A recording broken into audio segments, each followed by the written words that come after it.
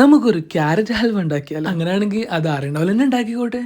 അതാണല്ലോ അതിന്റെ ഒരു ഇത്. ക്യാരറ്റ് ഒക്കെ നല്ലപോലെ ക്ലീൻ ചെയ്തതിനു ശേഷം ഇതുപോലെ ചോപ്പ് ചെയ്തിട്ട് എടുക്കണം. ഇതിലേക്ക് നമ്മൾ എടുത്തിട്ടുള്ളത് 3-4-7 കാഷ്യൂ നട്ട്സ്. അത് ചെറുതായിട്ടൊന്ന് ക്രഷ് ചെയ്തെടുത്തിട്ട് പിന്നെ ഗ്യാസ് ഓൺ ആക്കുന്നു, പാന് വെക്കുന്നു.